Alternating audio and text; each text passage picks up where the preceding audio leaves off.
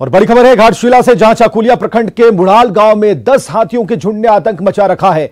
पिछले 5 दिनों से 4 बच्चों के साथ 10 हाथियों के झुंड ने गांव के पास डेरा जमाए रखा है। ग्रामीण डरे हुए हैं हाथियों के आतंक से। चाकुलिया के मुड़ाल गांव में 10 हाथियों का यह झुंड है जो बच्चों के साथ है और ग्रामीण बराबर कोशिश कर रहे हैं जंगल की तरफ भगाने के लिए, लेकिन यह प्रयास विफल हो रहा है। दिन में ही हाथियों के झुंड के गांव में घुसने से लोगों में हड़कंप मच गया। हाथियों को लोगों ने अपने स्तर से खदेड़ने की कोशिश की। इस दौरान वन विभाग को खबर दी गई है, लेकिन वन विभाग के कर्मी एक बार आकर चले गए हैं।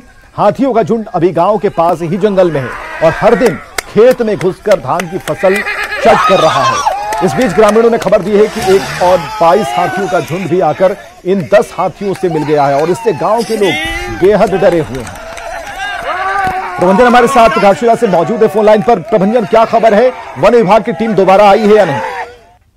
जी, घटना चाकुलिया के मुड़ाल गांव की है और वन विभाग की टीम दोबारा नहीं पहुंची है और वहां की स्थिति यह है कि अभी भी गांव के समीप मुड़ाल के जंगल पे हाथियों का झुंड वहां पर जमा हुआ है। हाथी समय समय पर गांव जंगल से निकलते हैं और किसानों के धान के जो खेत हैं उन्हें खा रहे हैं। काफी 4 बच्चों के साथ में यहाँ पर 10 हाथियों का यहाँ पर झुंड है और कुछ ग्रामीणों ने ही बताया कि और करीबन 22 हाथियों का झुंड इसी 10 हाथियों के साथ में मिल गया है, जिससे ग्रामीण डरे हुए हैं, समे हुए हैं। वन विभाग अभी तक इस हाथियों को लेकर एक बार तो पहुंची है, लेकिन दोबारा इस गाँव अभी तक नहीं पहुंची है। जी विवेक, चलिए बहुत बहुत शुक्रिया इन तमाम जानकारियों के लिए।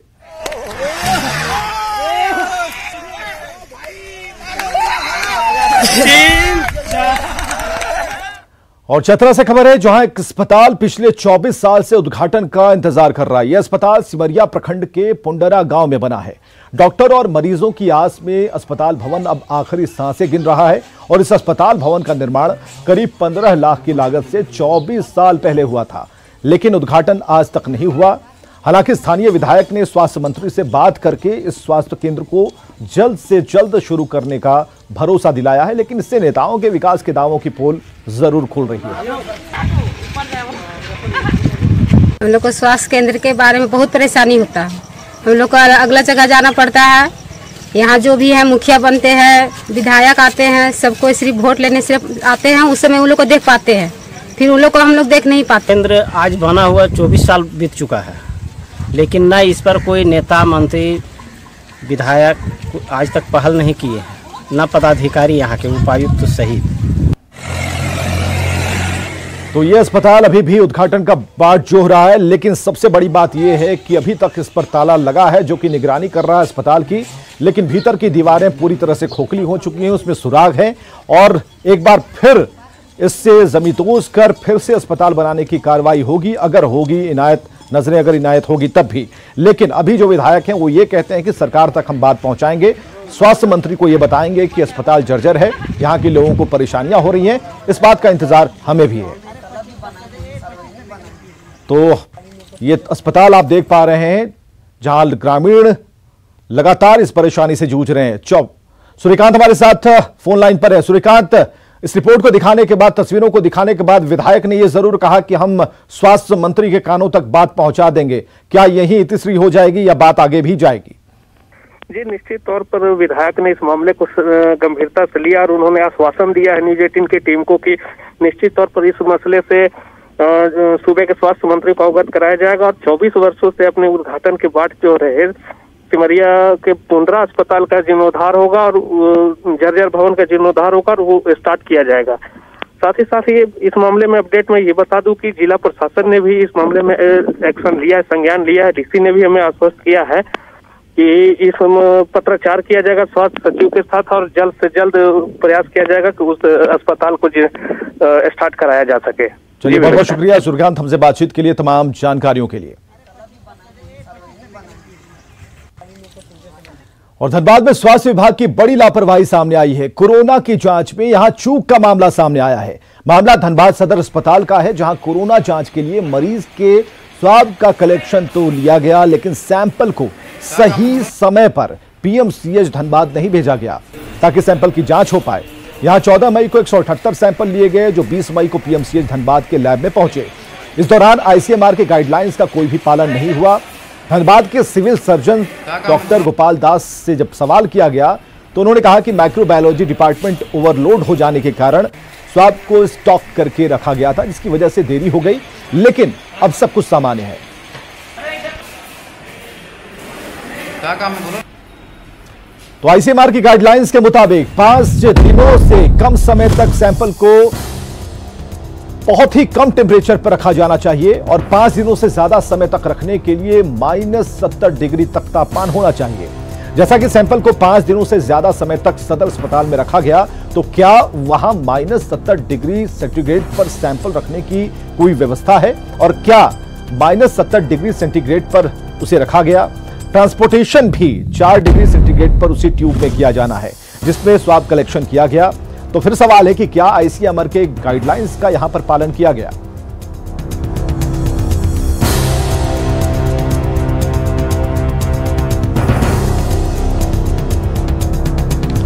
उधर रांची से खबर है जहां के रिम्स कोविड सेंटर में सिमडेगा के कोविड पॉजिटिव के इलाज के दौरान मौत हो गई है। 73 साल का मृतक किडनी और मल्टी ऑर्गन फेलियर का मरीज था और देर रात उसे रांची के एक बड़े निजी अस्पताल से रिम्स लाया गया था। आज उनकी मौत हो गई और राज्य में कोरोना से मरने वालों की संख्या बढ़ गई है, अब 7 हो गई है। सुबह 3:30 बजे एम्बुलेंस में मेडिका हॉस्पिटल से रिम्स में काफ़ी गंभीर हालत में मरीज आया था। ये कोरोना पॉजिटिव था और अच्छी बात थी कि पहले से उनका पता चल गया था कि कोरोना पॉजिटिव है, लेकिन मरीज की हालत इतनी ख़राब थी कि उतारते के साथ ही वो कोलैप्स कर गया और उसको काफ़ी मुशक्कत करने के बाद भी बचाया नहीं जा सका। झारखंड में कोरोना संक्रमण की रफ्तार लगातार बढ़ती जा रही है। अब तक कोरोना से 7 मरीजों की मौत हो चुकी है। झारखंड में कोरोना पॉजिटिव मरीजों की संख्या 843 तक पहुंच गई और कल राज्य में 62 नए पॉजिटिव केस सामने आए। इनमें पूर्वी सिंहभूम में सबसे अधिक 14 मरीज मिले हैं। कोडरमा से 13 कोरोना पॉजिटिव मिले और इसके साथ ही गढ़वा और सिमडेगा से भी 10-10 संक्रमित मरीज सामने आए।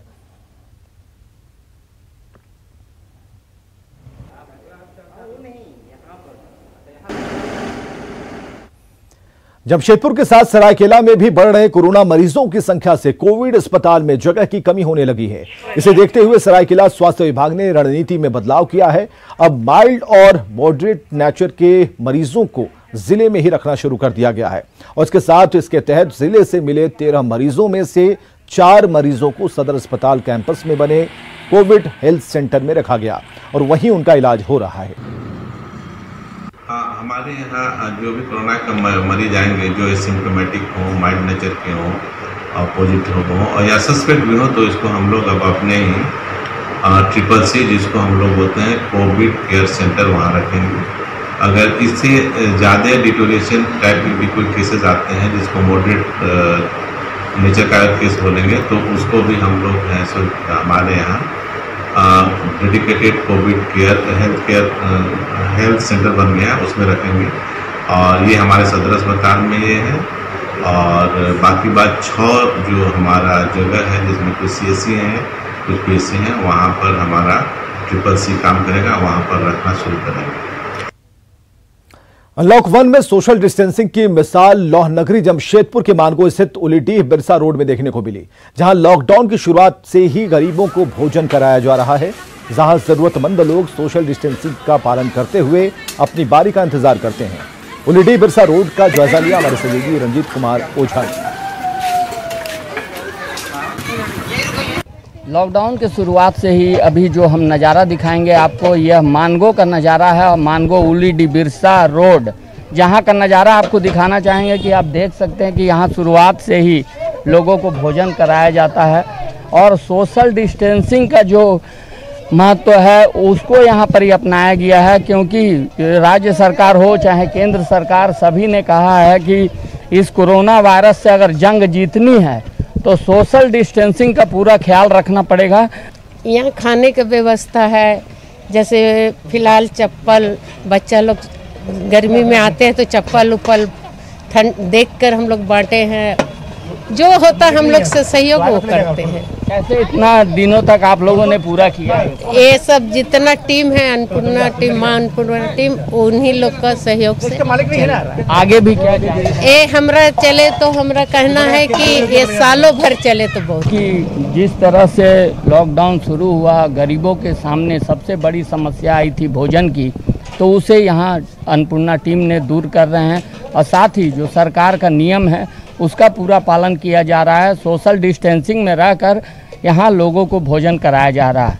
हम भी अपने चैनल के माध्यम से आपसे यही अपील करेंगे कि अगर कोरोना से जंग जीतना है तो जो सरकार के नियम है उसका पालन अवश्य करें। न्यूज़ 18 के लिए जमशेदपुर से रंजीत कुमार ओझा। और दुमका में एक बार फिर न्यूज़ 18 की खबर का बड़ा असर हुआ है। न्यूज़ 18 ने 2 जून को दुमका के शिकारीपाड़ा के ग्रामीण क्षेत्रों में जल संकट की खबर दिखाई थी। लोग नाले से गंदा पानी पीने के लिए ले जाते दिखे और इस पर जिला प्रशासन ने संज्ञान लिया है और पीएचईडी की टीम को चितान टोला गांव भेजा। खराब 2 चापानलों में से एक को तुरंत ठीक करवाया गया और दूसरे को ठीक करवाने की कोशिश जारी है।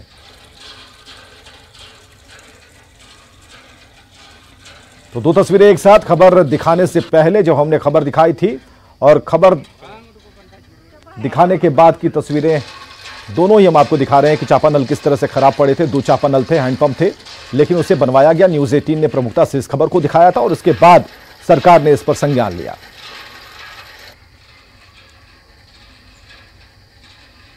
खबर आया था कि लोग दूर में जाकर के किसी झरना से पानी का इस्तेमाल करते हैं, तो पीएचडी विभाग को ये शिकायत को फॉरवर्ड किया गया था और वहाँ पे 2 चापानल है, उसमें से एक चापानल को रेक्टिफाई किया गया। दूसरा चापानल में डैमेजेस काफ़ी ज़्यादा हैं और उसके लिए प्रबंधन किया जा रहा है। विश्व पर्यावरण दिवस पर रांची के वन विभाग डोरंडा में एक कार्यक्रम का आयोजन हुआ और इस कार्यक्रम में शामिल सीएम हेमंत सोरेन ने ऑफिस परिसर में एक पौधा लगाया। कार्यक्रम में सीएम ने कहा कि आज सभी को पर्यावरण के प्रति गंभीर होने की जरूरत है। उन्होंने हर व्यक्ति से एक पौधा लगाने की अपील की कि हम सब लोगों को पर्यावरण के प्रति अपनी जिम्मेवारी निभानी पड़ेगी, तभी आने वाले समय में हम खुद और हमारी आने वाली पीढ़ी सुरक्षित बचेगी। बायोडायवर्सिटी का परिकल्पना भी हमारा है और हम चाहते हैं कि जितना हरा भरा हमारा आस पड़ोस का क्षेत्र रहेगा और हम चाहेंगे कि यहाँ जितना पत्रकार मित्र हैं यहाँ आए हुए, आप सब लोग भी इस संकल्प के साथ इस प्रांगण से एक एक पौधा लेके जाएं और अपने अपने परिसरों में लगाएं। ये मुझे खुशी होगी कि आप खबरों का ही आदान प्रदान नहीं बल्कि पर्यावरण संरक्षण में भी अपनी योगदान दे, ये मेरा आग्रह होगा। तो विश्व पर्यावरण दिवस पर रांची सांसद संजय सेठ ने हेहल सरना पहाड़ी पर वृक्षारोपण किया। सांसद ने इस दौरान हेहल सरना पहाड़ी के सौंदर्यीकरण का वादा किया और हेहल सरना गांव को गोद भी लिया। सांसद ने बताया कि आज रांची में कुल 1000 पेड़ लगाने का लक्ष्य रखा गया है। पर्यावरण दिवस में हम कह सकते हैं कि जल, पहाड़, नदी, नाले को बचाना। जल है तो कल है और जब तक हरियाली नहीं होगी तो जल भी नहीं मिलेगा, कल भी अंधेरा रहेगा। तो इस पर्यावरण दिवस के अवसर पर आज यहाँ सरना पहाड़ के ऊपर यहाँ पे बड़ी मात्रा में वृक्षारोपण हुआ। आज पूरा अभियान सब जगह चल रहा है। 1000 पेड़ आज हम सब लगाएंगे और सुरक्षा की गारंटी भी। ये नहीं पेड़ लगाए और चल दिए, पेड़ लगाकर अभी गैबियन में आ रहा है, गैबियन में लगेगा और लगातार इस हेहल पहाड़ के जितने लोग हैं यहाँ के निवासी, उन्होंने गारंटी दी है कि हम सब रोजाना इसको पानी में पटाएंगे और सुरक्षित रहने की गारंटी भी लेंगे। 60 साल की उम्र में लोग रिटायर हो जाते हैं, लेकिन रांची के राहे प्रखंड के फुलवार के शिक्षक करमचंद अहिर ने रिटायर होने के बाद नए जीवन की शुरुआत की। प्रकृति प्रेमी करमचंद ने पेड़ों के साथ अपने नाते को फिर से परिभाषित किया। 2009 में रिटायर होने के बाद उन्होंने अपनी शेष जिंदगी पेड़ों के नाम कर दी। पिछले 11 साल में उन्होंने 5 एकड़ बंजर भूमि को आबाद कर दिया है। 5000 से ज्यादा फलदार पेड़ लगाए हैं। विश्व पर्यावरण दिवस पर प्रकृति प्रेमी करमचंद के जज्बे को सलाम है। समाज सेवा के रूप में मैं अवतरण के रूप में हाई स्कूलों में शिक्षण प्रदान करता हूं और पर्यावरण की सुरक्षा के लिए मैंने 5000 पेड़ लगाकर बंजर भूमि को हरा भरा बना दिया है। मुझे पेड़ लगाने की प्रेरणा झीक पानी से मिली थी। घाटशिला के गांव में रहने वाले लोगों ने जंगल की रक्षा करने का संकल्प लिया है। जंगल की पहरेदारी करने के लिए हर दिन 5 लोगों की ड्यूटी लगती है। कालीमाटी गांव के ग्रामीण टार्जन बनकर 1986 से ही जंगल की रक्षा करते आ रहे हैं। हाथों में तीर और कंधे पर धनुष लिए ये शख्स कहां जा रहा है? ये शख्स जंगल की हिफाजत के लिए जा रहा है। जी हाँ, ये घाटशिला के डुमरिया प्रखंड के कालीमाटी गांव के लोग हैं, जिन्होंने जंगल की हिफाजत का बीड़ा उठाया है। जंगल की पहरेदारी के लिए 75 घरों के इस गांव से प्रतिदिन 4-5 लोगों की ड्यूटी लगती है और ये सिलसिला साल 1986 से ही चलता आ रहा है। बिना किसी के मदद के गांव के लोगों ने खुद अपने खर्चे पर प्रकृति को बचाने का अभियान जारी रखा है, जिसकी शुरुआत गांव के प्रधान गुईदी हेम्ब्रम ने की थी। हम लोग का गांव में 75 परिवार है। इसमें से हम लोग 1986 से अभी तक हम लोग का ड्यूटी गांव वालों की योगदान से कर पा रहे हैं और करते रहेंगे। डुमरिया प्रखंड के कालीमाटी गांव के अंतर्गत 5 टोले हैं और यहाँ के ग्रामीण पहाड़ी जंगल में करीब 5 किलोमीटर के दायरे में जंगल की रक्षा करते हैं। जंगल में ड्यूटी के लिए एक रजिस्टर बनाया गया है, जिसमें ड्यूटी जाते समय और ड्यूटी से लौटने पर हस्ताक्षर करना होता है। गांव वालों ने बताया कि पर्यावरण की रक्षा उनकी पहली प्राथमिकता है। पर्यावरण शुद्ध नहीं होने से अनेक तरह तरह के बीमारी हो जाता है। पानी भी नहीं बरसेगा। अभी तो कल कारखाना का धुआं बहुत ज़्यादा है। पर्यावरण हम लोग बचाएंगे तो पूरा देश बचेगा, दुनिया बचेगा। कहीं भी जैसे पेड़ काटने का आवाज़ आता है तो हम एक दूसरे को सीटी से सिग्नल लेते हैं, जैसे ऐसे सीटी मारते हैं तो दूसरा ग्रुप भी सीटी ऐसे मारते हैं। फिर हम लोग एकजुट होते हैं, जहाँ से आवाज़ आता है हम लोग एकजुट होते हैं। कोई तो मिल जाते हैं, कोई तो भाग जाते हैं। बहरहाल कोरोना महामारी क्यों फैली है सभी को मालूम है। ऐसे में झारखंड के इन प्रकृति प्रेमियों से सबक लेने की जरूरत है, जो प्रकृति और अन्य जीवों को अपने जीवन का अभिन्न हिस्सा मानते हैं। न्यूज़ 18 के लिए घाटशिला से प्रभंजन कुमार की रिपोर्ट। आज विश्व पर्यावरण दिवस है और इस मौके पर बोकारो में सैंड आर्टिस्ट अजय शंकर महतो ने चंदन क्यारी में दामोदर नदी तट पर अपनी कला के जरिए पर्यावरण संरक्षण का संदेश दिया है। इस कला का संदेश है कि हम पेड़ पौधों को बचाएं, तभी ये धरती की रक्षा होगी। कोरोना महामारी से छुटकारा दिलाने के लिए अब जगह जगह कोरोना माता की पूजा शुरू हो गई है। रांची में भी लोगों ने कोरोना माता की पूजा की और कोरोना महामारी से जल्द छुटकारा दिलाने की गुहार लगाई। ये तस्वीरें रांची के मौसीबाड़ी की हैं, जहां कई महिलाएं खुले मैदान में कोरोना माता की पूजा करती नजर आ रही हैं और इससे आस्था कह लीजिए या अंधभक्ति, लोग किसी तरह डर से मुक्ति चाहते हैं। हालांकि न्यूज़ 18 आपसे अपील कर रहा है कि कोरोना से मुक्ति के लिए दैवीय चमत्कार की जगह अगर आप सोशल डिस्टेंसिंग के नियमों का पालन करेंगे तो आप स्वस्थ रहेंगे और कोरोना संक्रमण से भी बचे रहेंगे। खबरें लगातार जारी हैं, आप बने रहिए हमारे साथ।